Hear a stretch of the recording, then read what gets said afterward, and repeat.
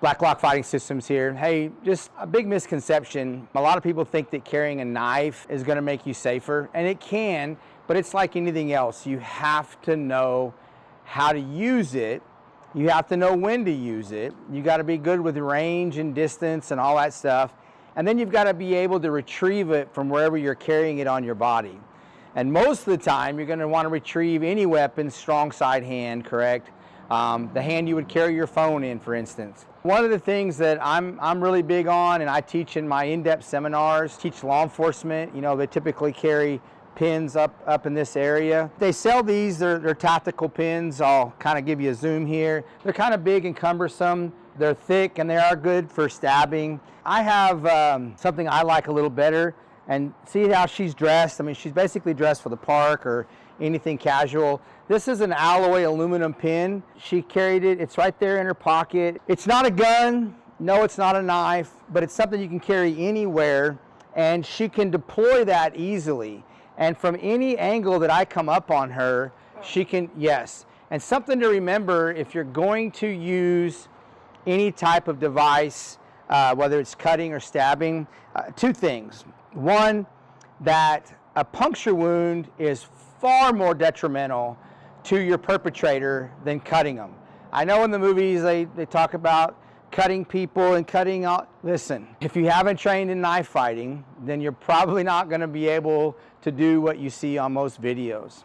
And with a pin, it's a puncture wound. You've heard of, you know, incarcerated people, what they call shanking people. Well, the reason those are so detrimental and so dangerous in prisons is because they're puncture wounds. They're not cutting people in the 99 percentile, they're puncturing another inmate with something. And so it works in civilian world also. And so an upward movement, if she's gonna hold that pin and come up into me in any way, or she holds it this way and comes up in any way, or comes over the top. And here's something to remember. When you are fighting or you're stabbing somebody to make a puncture, all right? You have to understand that anything past 90 degrees, so this is 90 degrees here, and she's in good shape. She's in law enforcement, she trains, she's trained to fight. But once you get past 90 degrees, she is no longer strong.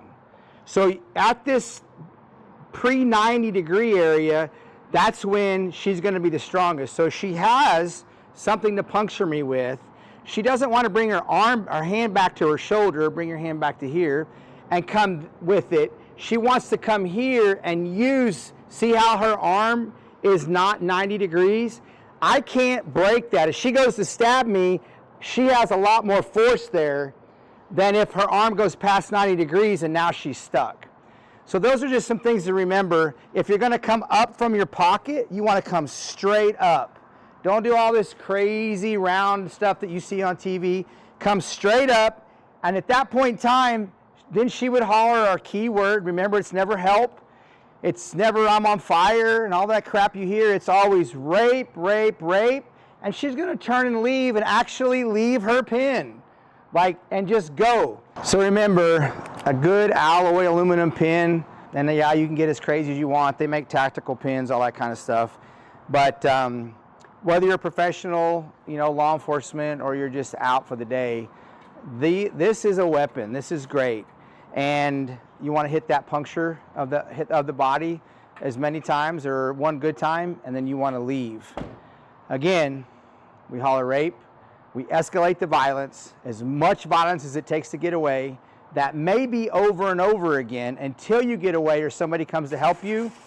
Escalate the violence, separate, get away. Here's just another self-defense tip. You know, this is a taser. They sell these of all shapes, sizes, colors. And I just got to tell you, don't put all your faith in these self-defense gadgets. Awareness and preparedness sets you way ahead so that you don't have to use something like this. Also, you need to understand, and you can't shock yourself or shock your friends to find out, but you have to understand that the average person doesn't attack somebody. So you're looking at somebody who's mentally unstable or on drugs, so they're drug-induced mental instability, and These commercial tasers that you buy, they are not law enforcement tasers. They don't have the same knockdown power.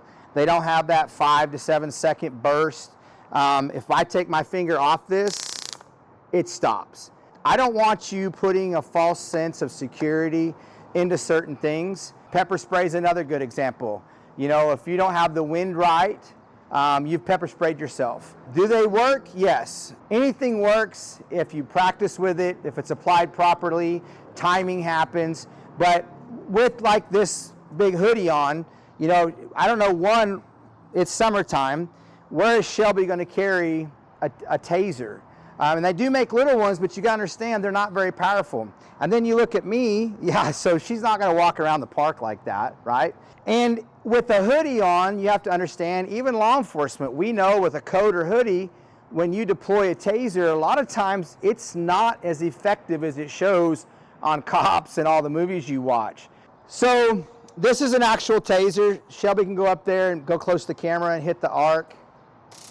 Yeah, I just got shocked with it a second ago. But I'm going to show you that typically, I'm just going to say grab her hair, right? I don't know that it's enough to make me, other than just surprising me, let go of her hair. So she's actually going to tase me with that. See? It shocked me, literally. I felt a little bit of a burn, but I didn't let go of her hair.